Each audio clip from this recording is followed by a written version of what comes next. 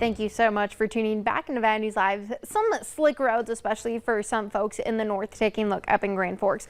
But otherwise, we do have that first alert weather day arriving on Thursday for not some slick roads, but for some sub-zero temperatures. Now, we're going to start to see some Arctic air invade areas in the northern part of the United States, with temperatures getting to around zero for some and even below zero for your actual air temperature. Now, with that, we're also going to have some dangerous wind chill temperatures, or feels like temperature that is going to be in those negative 20s. In some areas can even be in those negative 30s at times. So here's what you need to know for the track and timing for that air mass. Now, this is a snapshot on the 9th or also on that Tuesday, and you can see here that we're going to have some warmer temperatures, but then up on the 11th on Thursday, that we have that first alert weather day for, we're going to start to see some darker pink colors. That's going to be that cooler air mass we've been talking about, and that's going to continue to linger for most of us throughout the next couple days. But even then, that's going to be where we're having our air temperature in those negative single digits. But then later on, we also have another chance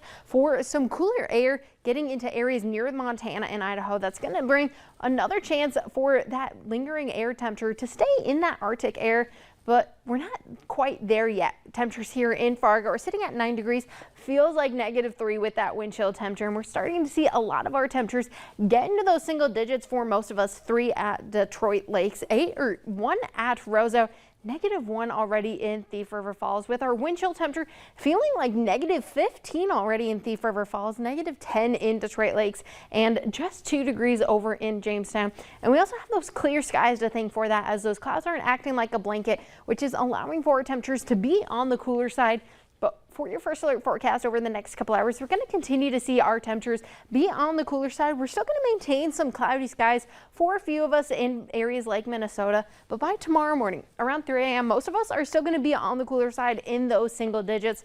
But even then, we're going to still stay in those single digits throughout the rest of your morning hours. And even by noon, we're going to see a few more areas of some double digits.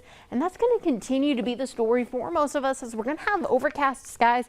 But by tomorrow evening, we're going to see another chance for some isolated snow flurries stretching from Jamestown through Carrington and even through Harvey and Minot. And that's going to continue to make its way through the rest of the areas near the Devil's Lake Basin and even down near Benson and Wells County, accumulating some light snowfall, not a lot, just dusting up to a few traces of an inch of snow. And that's going to continue Sunday night into the early hours of Monday morning. But this is a snapshot of what you can expect for tomorrow morning. Like I said, most of us are going to stay in those single digits with negative wind chill temperatures, and that's going to be the first shot of that cooler air. But taking a look at this, we have another chance of snow on Wednesday, like I mentioned. Not a lot of accumulation, but anywhere from a few traces to even up to an inch or 2. And then we have that first alert weather day on Thursday for temperatures getting below zero in our first chance of seeing some Arctic air. And we're going to continue to have some dangerous wind chill temperatures sticking around through the rest of your weekend and even into next week. So remember to bundle up if you haven't gotten those winter jackets out already.